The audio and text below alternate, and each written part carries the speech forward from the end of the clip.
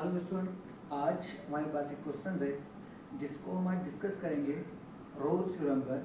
और ये देखेंगे कि ये जो फंक्शन है हमारे पास ये इस इंटरवल पर रोल्स थ्योरम को सेटिस्फाई करता है या नहीं करता है। अगर सेटिस्फाई करता है तो फिर हम जानते हैं कि एक सी की वैल्यूज बिटवीन में एग्जिस्ट करती है, तो उस वैल्यू को हम आज फाइंड करेंगे। तो सबसे पहले चेक करते हैं क्या ये फंक्शन रोल्स थ्योरम के कंडीशन को सेटिस्फाई करता है या सेटिस्फाई नहीं करता। तो देखते हैं फंक्शन कि जो फंक्शन है हमारे पास वो है F of X is equal to X square minus 3x plus 4, और जो इंटरवल गिवन है वो हमारे पास है -1 से 4। सबसे पहले रोल्स थ्योरम कंडीशन को सेटिस्फाई करने के लिए हमें ये देखना होता है कि हमारा जो फंक्शन है वो कंटिन्यूअस है या कंटिन्यूअस नहीं है। सेकेंडली हम चेक करते हैं कि वो डिफरेंशिएबल है या डिफरेंशिएबल नहीं है।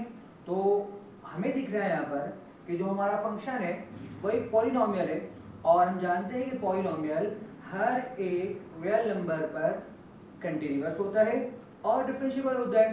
तो इसका मतलब ये हमारे पास कि मैं लिख सकता हूँ कि the given function is continuous on -1 से 4, क्योंकि ये एवरीवेयर कंटिन्यूअस है।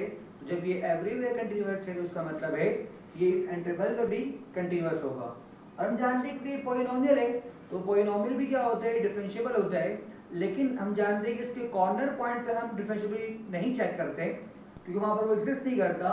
इसलिए इसको लिखने का तरीका क्या है कि इसको हम राउंड ब्रैकेट में लिखते हैं। इसका मतलब ये होता है कि इसके अंदर -1 और 4 के बिटवीन सारी वैल्यू है, लेकिन -1 और 4 इंक्लूड नहीं है।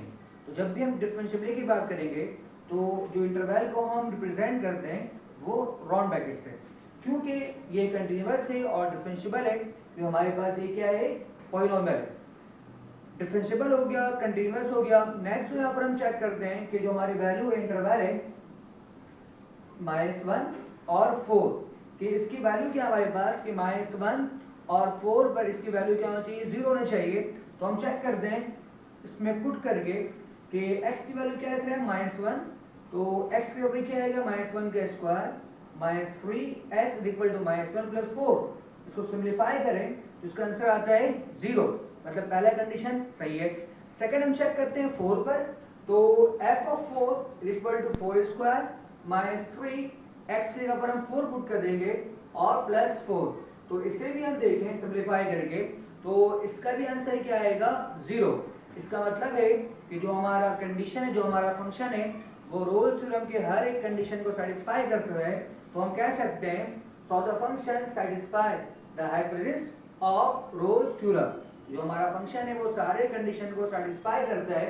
तो इसका मतलब हमारे पास कि एक c की वैल्यू क्या करेगी, एग्जिस्ट करेगी हमारे पास गिवन इंटरवल पर। कैसे इंटरवल पर, सच दैट उसका जो फर्स्ट डेरिवेटिव है c पर बराबर होगा 0 के। तो सबसे पहले हम क्या करते हैं, फंक्शन क्या था हमारे पास x² -3x प्लस 4, इसको डिफरेंशिएट करते हैं विद रिस्पेक्ट टू x। तो आप जानते हो कि x² तो मींस 2x और -3x मींस -3 और प्लस 4 क्या होता है 0।